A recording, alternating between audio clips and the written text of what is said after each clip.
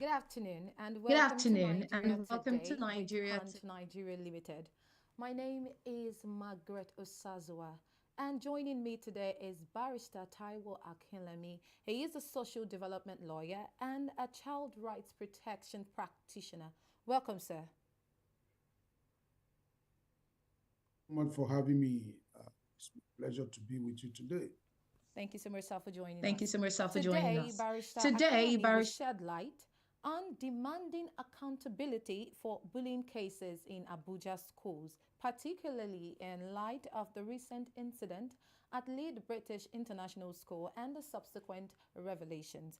On the 22nd of April, a disturbing video of a student surfaced online receiving repeated slaps by her classmate, and this, of course, sparked outrage among netizens, with so many condemning the act and asking for justice. So, to kick things off, Barrister, could you please provide us with a brief definition of bullying and its characteristics?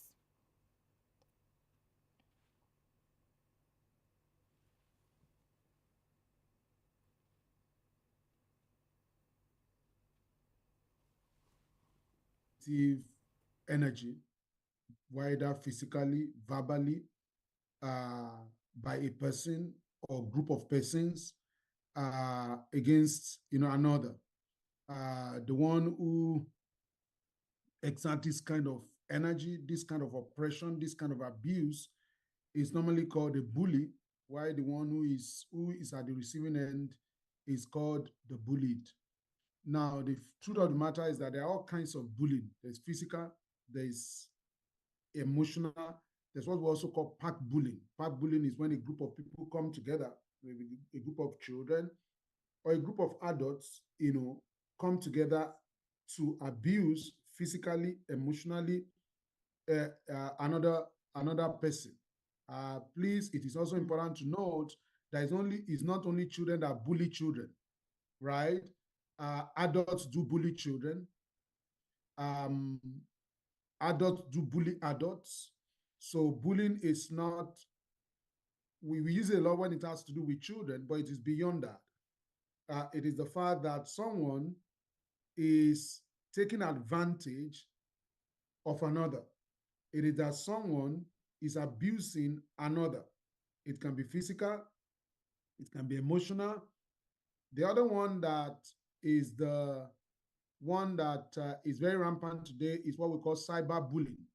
That is when you Mm. use um, the internet, digital tools to abuse a person, right? That one is called cyberbullying. So cyberbullying is also very, very rampant. It's the order of the day, amongst young people. There are adults bullying children, using the cyberspace. There are children bullying children using the cyberspace. So, the world has migrated online.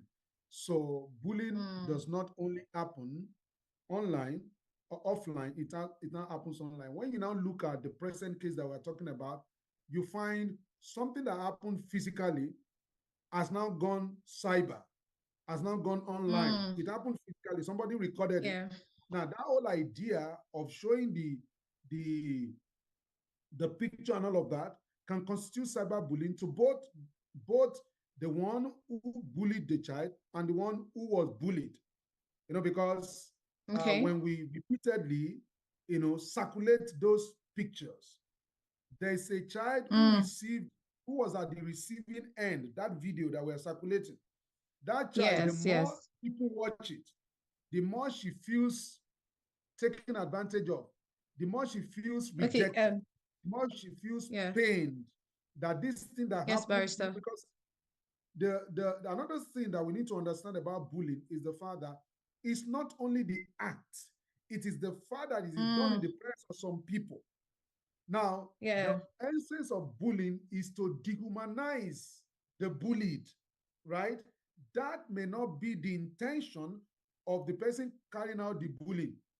That might not even be within the radar of the person carrying out the bullying. But whether the person is aware or not that the bullying has such implication does not stop the impact. on the children. So we had an Thank you so incident much, that Barrister. happened Yes. that Thank you happened so much, Barrister. offline. I would like to ask you a question before you continue. So Yes. most people termed this particular incident at lead in British international school, they termed it as just a conflict, just a brief conflict between two students and not necessarily bullying. So I would like you to elaborate on how you can differentiate between typical conflict and bullying behavior. Well, conflicts, people can disagree without becoming disagreeable. No law makes one child, lord over another child. No law makes one child a judge over another child. No matter what a child has done, they are within the school system. Whether they are even in the jungle, they are within the school system between siblings at home. When something don't work, there is an authority in the home that we can report to, be it dad, be it mom, be it guardian. When they're within the school system, if somebody does something to you that you do not like, you have a responsibility to report. That's a duty. You must not, at any point in time, take laws into your hands. It's called jungle justice. So what you saw in that video is not a disagreement. What you saw in that video is one child overpowering another within the school system, right? It has nothing to do with disagreement. Yes, a disagreement might have, a disagreement between them might have led to what we now see. But that same disagreement can happen between them.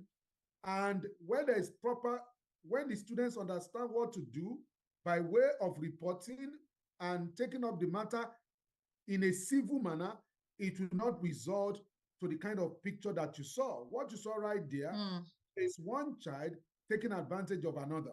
What you saw right there is one child bullying another. What you saw right there is one child publicly disgracing another child, right? Publicly disgracing the child. And now the matter has gone out of hand because there are now many layers of abuse that we are seeing, many layers. Yeah. From one abuse Yes, that was not properly handled, we now see layers of abuse since this news has broke since Monday. Yes, sir. Okay, so Barrister, quickly, how crucial is it for educational institutions to prioritize accountability in addressing these bullying cases?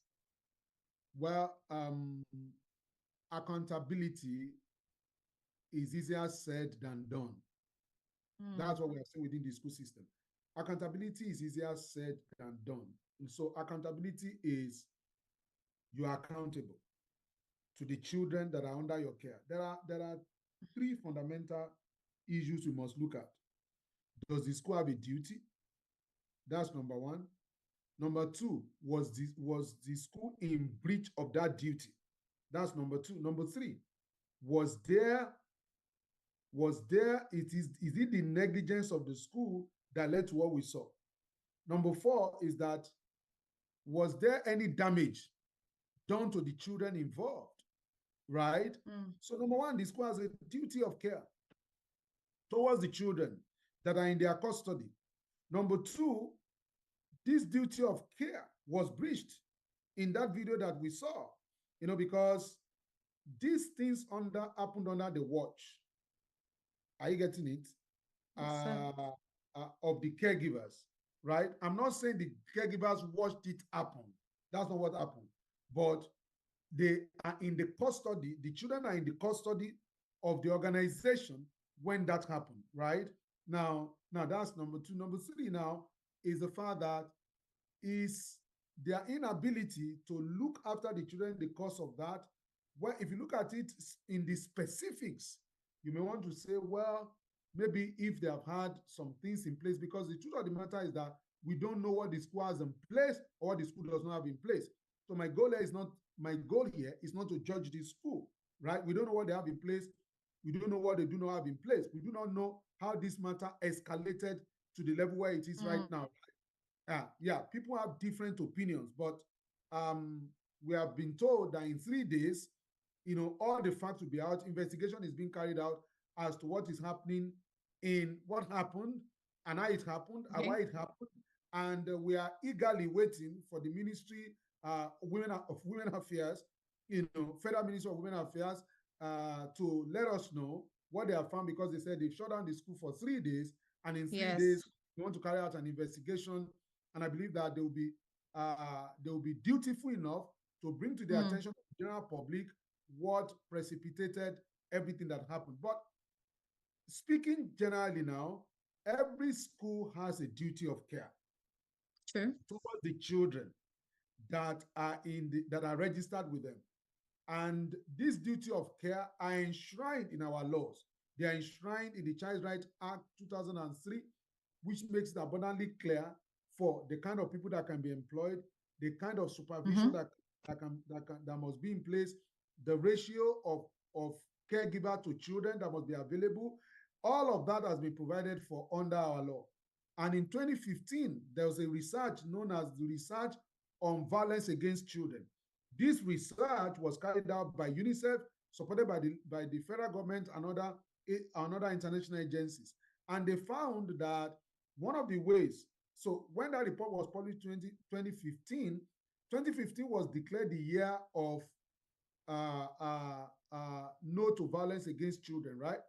And so that year, another document was developed, which was called Priority Actions, saying by the reason of the findings of this policy, or of this report, we now have priorities that is going to help us to achieve a safe environment for our children anywhere they are. And one of the things that became clear in that priority action is that organizations that work with children should have in place a system, a child safeguarding and protection system, codified into a policy, broken down into processes on which everybody is trained until child safeguarding and protection becomes a culture. It is under such child safeguarding and protection policy that you are going to have anti-bullying policy, right? So whether that exists in our schools today or not is a symposium discussion. But I can tell you for free, the relationship with schools, only few schools have embraced this option or this command, not even an option, this injunction to have in their school child safeguarding and protection policy codified into system, codified into a policy broken down into processes. Only few schools can boast of that. Thank you so much, sir. So what proactive measures? Parents are not asking. Oh, okay, so sir, yeah, I seem to get that. So I just want to ask, what proactive measures can be done? Because you've said quite a lot about some schools not even having anti-bullying initiatives. And I want to ask, what proactive measures can be done to promote empathy, conflict resolution skills, and positive relationships among students? Okay, so a school exists for two things. One, a school exists for learning outcome and behavioral outcome. So when you check out the curriculum of schools today, most all of the effort is focused on learning outcome, best in maths, best in English, best in geography, best graduating students. Most of the effort is focused on learning. Now note, when you focus all of your efforts on learning, what you are going to get is very brilliant children, but as zero in emotional intelligence, zero in empathy, zero in kindness.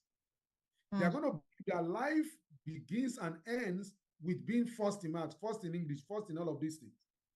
But the truth of the matter is that the other side of school, which is behavioral outcome, the question is, what investment are we making? For a child to become best in maths, we put a lot of effort. We hire lesson teachers. When we want children to be kind, we discuss it once in a week in school. We identify one day. We just discuss it once in a while.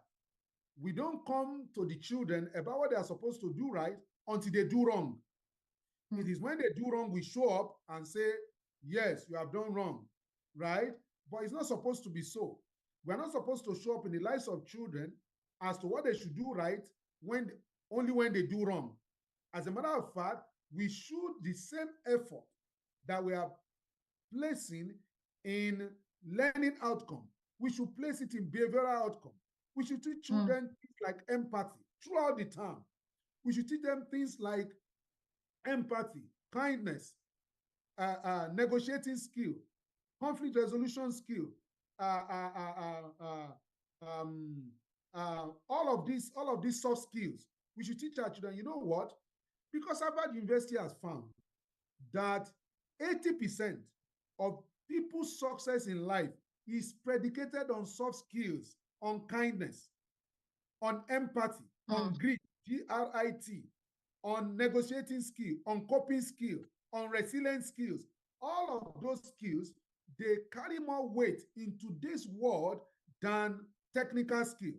But schools today focus more on technical skill, best in math, best in English, and we neglect the soft skill, which is the soft part of life. Now, the world is being taken over by digitalization. Jack Ma has predicted by the year 2020, 800 million jobs will be lost to machine. Now, the thing that cannot be repeated easily in today's world is empathy, is kindness, is gentleness, is strategic thinking, is conflict resolution skill. Those are the things that should dominate what we teach our children. If we can just shift our curriculum a bit, we can just shift it a bit, and we begin to focus on the soft part of life, not by neglecting the technical side of life. We're going to focus on the technical side of life, but at the same time, we're going to pay attention to soft part of life. So this is my conclusion. Thank you, Barrister. So I'll take something from what you said. Okay, please, go ahead, sir. This is my conclusion, yes. Therefore, that if we are going to help our children, it cannot be by once in a while conversation, bringing a guest speaker once in a while. That is not how we teach math. That is not how we teach English. That's not how we teach integrated science. The way we teach this thing is repetitively. We have a curriculum that we are running. That is the way it can be with teaching our children behavioral outcomes. Thank you so much, Barrister. So there was something you said about strategic thinking. And this brings me to a video that circulated online where students were saying that bullying is in some way normal in their schools because the teachers involved rather would stand and watch them being bullied and not do anything. And some say this happened a lot in private schools because of the parents. Some parents are so influenced, they have so much money, and the teachers literally can't do anything. So my question to you is, are there training programs at which you can teach people to avoid this kind of things, avoid bullying, what to bullied, how to act when they are in the midst of bullies, especially for the teachers? Yes. Well, for me, a school fails when a teacher stands by and watch a child being bullied, not being able to say anything. As a matter of fact, the day that happens, the school ceases to exist in terms of purpose, right? Yeah. Because learning cannot take place when children are being bullied. There's a woman who made a statement. Ellen King is a consultant to UNICEF in the Caribbean on school safety. She says since students spend a significant amount of their childhood in school, it is for this reason, if not that school should be warm. School should be warm, caring and nurturing places. What does it mean to care? To anticipate the needs of children, to anticipate the threat to them, to make adequate preparation, to meet those needs and mitigate those threats well before they arise. That is the meaning of school being warm and being caring. Nurturing, it means to bring out every ounce of opportunity, every ounce of gifting, talent, skill in children. Now, he said, since children spend a significant amount of their childhood in schools, for this reason, you know that school should be warm, caring and nurturing places. When children feel protected and they feel supported, she said, indeed, research has shown that when children feel connected to school, they have better learning and behavioral outcome. The way to better learning and behavioral outcome is for the school to be warm, caring and nurturing places. Then students will feel connected, they will feel supported. Once they feel supported and protected, they become connected to school. Once they become connected to school, they have better learning and behavioral outcome. Now, in all these things that I'm saying, therefore, it means there has to be huge investment in training. We have worked extensively with a lot of schools. We have created a whole lot of programs for a lot of schools. We have created a 13-week curriculum for anti-bullying. Now, something you can teach for 13 weeks, which you take from step to step, because the truth of the matter is that if a child is properly raised, the failure that we are seeing today is not the failure of the children, but the abused child both the abused child and the abuser, they are both affected people. I don't want to use the word victim. And so when we say a child has been bullied, the one who bullies the child should be crucified, should be killed. No, the one who bullied the child is also an affected person. It's just that they need different kinds of treatment. It doesn't mean that the one who has bullied the child should not experience a level of discipline, but in that discipline also, the child must not be dehumanized, must not be reduced. Like what we are seeing today, bring out a child, anybody below 18, to be making a video, to be saying she's sorry to Nigeria. Where is the parent? Where is the, so who should say sorry? Is it the child? The child came from a home. The parents have not said sorry. The child came from a school. Where is the sorry? So why do you bring a child below 18? Because you said she's the one who bullied somebody, and you bring her before the world and you make her to be to be recording a video that she's sorry. That is appalling. That is not right. That ought not to be so. Okay, thank you so much, Barrister. So if you say that is appalling and that is not right, I want to ask you, so what supportive measures would you recommend for students who have exhibited bullying behavior to prevent it from happening again? Because of course we don't want it to happen again. So what measures can be taken? First, if anything happens to a child, like a child now the child who has bullied another child, first the child needs evaluation. What is the cause? Because there's no smoke without fire. Nobody was born a bully, right? I don't like to even call anybody bully. Nobody was born with bullying attitude or bullying ability. Everything children become, they inherited from this world. They learn from this world. Now, it is between their environment, the place, the people are raising them, between their parents and the school where they attend. Now, this is the point. So the first thing is for us to evaluate, where is the problem coming from? What is the source of this problem? What gave rise to the problem? That's number one. Number two, what kind of help does this person now need in view of the evaluation that we have made? Have you ever seen a doctor who is applying medication, who is applying medicine without first conducting a test to see what is wrong? Now, so when something happens, everybody becomes an advisor. Everybody wants to tell us what to do, but there has to be a proper evaluation of the child. There has to be a proper evaluation of the situation. There has to be a proper evaluation of the available resources for that child, both at home and within the school system. When we put that holistic picture together, then we're able to now say, an expert is going to do that. In that bit, we are going to be talking to a child psychologist. In that bit, we are going to be talking to clinical psychologists. In that bit, we are going to be talking to child safeguarding and protection experts like us.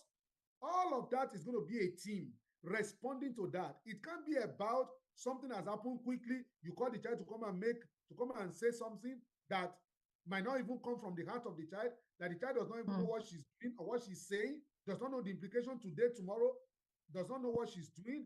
That, the way this matter has been handled, my sister, shows that there is no, we are a primitive, backward society. That is the truth. Because you see, even in law, when a child commits an offense, when a child is in, they call them children in conflict with the law insists that our disposition must not be retroactive. Our disposition, our disposition must not be punitive. Our disposition must be rehabilitative. Our disposition must be restorative. How do you restore a child that you are showing everywhere? Now, because the truth of the matter is that showing the picture of the child doing all of these things does not even help the child. It can suppress some deep-seated feeling habit for a while. But once those habits are not treated, it's going to happen at a larger level, right? And so that is why it is important when something happens, there has to be a system. There has to be a systematic and strategic approach to handling issues like this. What is the role of the parents in this matter? What is the role of the school? What is the role of government? Has government also been able to enforce their own laws, the report on violence against children? Have they been able to enforce it? We have to take an holistic look. What is the role of the society? Those sharing the video now, let me tell you, my sister, I could not watch that video finish. I didn't watch it beyond 1 second. When people started sending it to me, I have only watched it maybe for a second because I couldn't stand that level of dehumanization. Now, look at that child that was being slapped. It's important that we say that. That child that was being slapped did not even duck. At all. She stood and took it. She stood and took it, which means there is a level of suppression. There is a level of fear. There's a level of intimidation going on in that place, right? Another child will duck. Somebody will run. Somebody will try to push the person back. I'm not saying the child should have fought back. I don't advise children to fight back, right? I expect them to run. I expect them to run for cover. I expect them to look for help. I don't expect them to stand and be receiving slap, right? But something happened in that place, which means that child was already subdued, completely subdued. And so she didn't see any help that she could call upon. So she stood to take that humanization. For those reasons, when I watched the first few seconds, I expect the first second that the child will run, right? I didn't see that happen. I just closed it. I said, I don't want to watch this dehumanization of another human being, of a child. And so that is why it is important for us to understand that both the child who has been bullied and the child who perpetrated the bullying, both of them are affected. And they need different kinds of support. That does not mean the child who perpetrated the bullying should not be disciplined.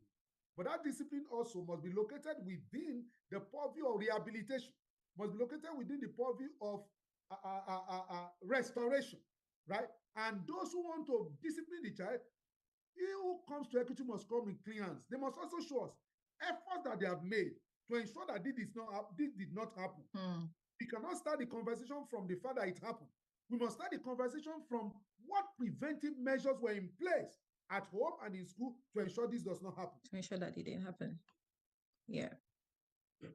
Yes, thank you, Barrister. So I want to ask you, Barrister, do you think that the bullied should fight back?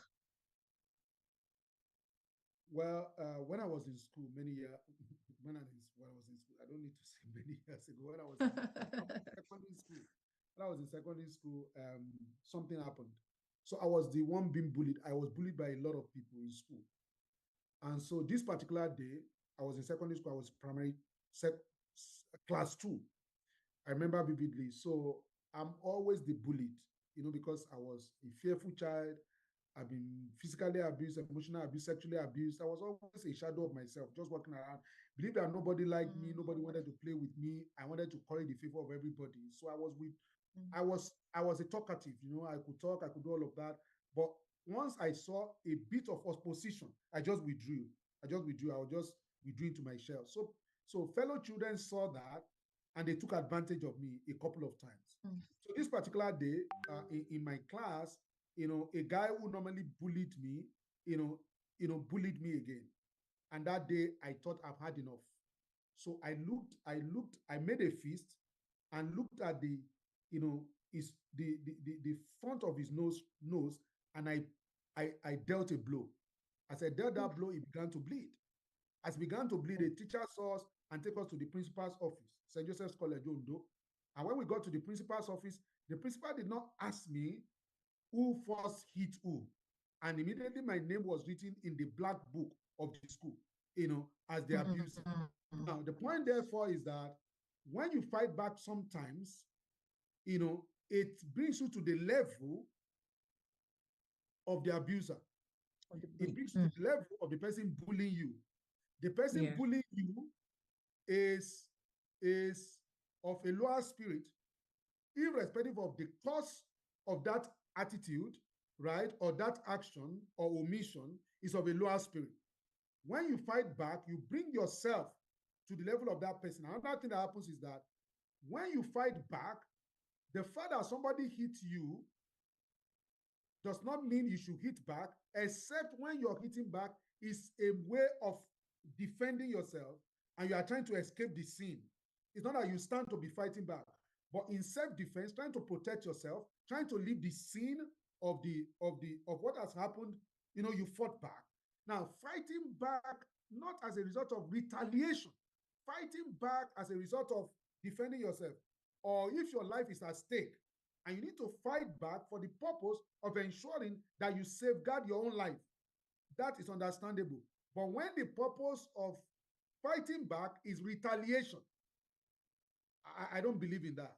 I believe that if you Okay. are bullied, you must report. Report to the school, report to your parents. The matter must be taken up. But, an eye for an eye will make the world go blind. So I don't believe in children say, okay, you beat me, I'm going to beat you back. But I believe in children fighting to escape the scene. I believe in children fighting to defend themselves, right? I believe in children fighting to, to safeguard their environment. But I don't believe in children fighting to retaliate, to say, okay, you beat me, you give me one, I'll give you two, and they begin to fight, right? When that happens, the person who fights back is as guilty as the person who made the first move. That's the truth. So that's my thinking.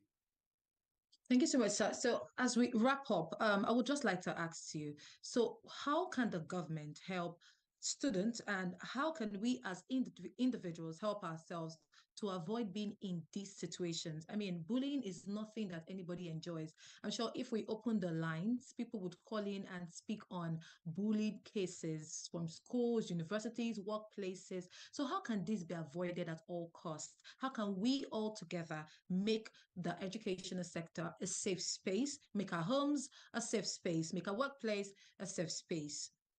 Okay, let me begin by saying that we are living in a fallen world, an imperfect world. I don't think we are ever going Mm, to get to a point where bullying will be eradicated completely, because we're in a mm, fallen world. We're in a broken world. We're in a broken system. Is broken. You understand? We are never going to come to a point where we're saying that bullying has become a thing of history. That would be that would be. But what we can do is to ensure that we reduce it. It does mm, not become rampant the way it is right now. It's the order of the day now. And we can do better than that as a people. We should be able to do mm, better than that as a society. And it begins from what kind of example do our children see? I have no, many years ago, I stopped talking about what you call child discipline. As far as I'm concerned, child discipline is a waste of time when there's no example for children to, if it means chastising children, it's a waste of, child discipline is a waste of time. It is, if it means mm, chastising children when they go wrong. Child discipline must be replaced with the culture of discipline, because our children, what do? They learn their, their children are either beneficiaries or victims of our examples. Our children are either beneficiaries or mm, victims of our examples. So what you see children show, right, today in schools and at home is an example of what is happening around us. It's an example of what they see at home. Most children who mm, bully have seen their parents beating themselves at home. Most children who take advantage of other children, who give them cold shoulders, who send them to the Coventry. Sending somebody to the Coventry is to keep malice with the person, is to behave as if the person does not exist. They've seen their children, parents keeping malice at home. They've seen all of these things. And so they come to school as a representative of their families, as ambassadors of their family. The children that converge in school are ambassadors of their own families. The challenge is that there is no value embassy for them to learn from. There are all kinds of embassies around them that is preparing them for the public, and preparing them for the kind of things that they do. So if we are going to curb this thing, we need to start from what example are we showing mm, as as parents? What example are we showing as teachers? What example are we showing as a school? What example are we showing as people in government? Right?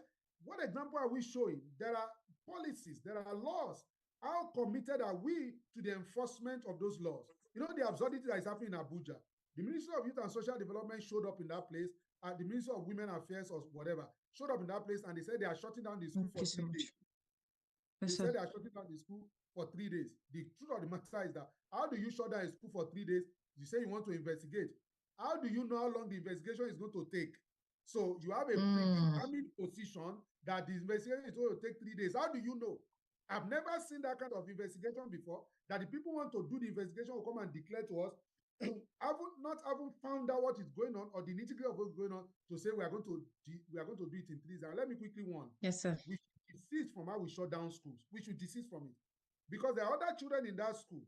Now, children, I was reading a report 2 days ago.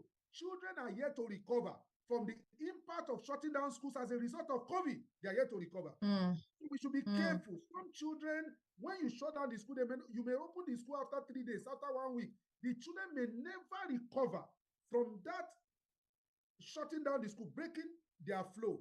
Children learn under different circumstances, under different environments. So it is important that we don't just use a sledgehammer every time something happens. That's what we do. We just shut down the school first. And it's very Thank you rampant in so much, Nigeria. Barrister. That is not how things are done in the developed clime. Well, you will tell me, are we a developed clime? I don't think so. Thank you so much, Barrister. I mean, we could go on and on. It has been amazing and beautiful hearing from you. I think my takeaway is that children are either beneficiaries of examples of us. I mean, we need to work with that. Everybody deserves to be treated with kindness and respect. I mean, bullying causes self-harm. It does a lot of things to us as individuals. And Barrister, you have said so much, and I enjoyed every bit of it. In fact, my note is full, and I hope that each and every one of us also wrote down 18 or two. Thank you so much, Barrister, for joining us today. Thank you so much for having me. It's been a pleasure being with you. Bye for now. Thank you so much. And thank you so much, every other person there, for watching us on YouTube, Facebook, Twitter, Thank you so much Instagram. for Thank joining us. Until next time on Nigeria Today, bye for now.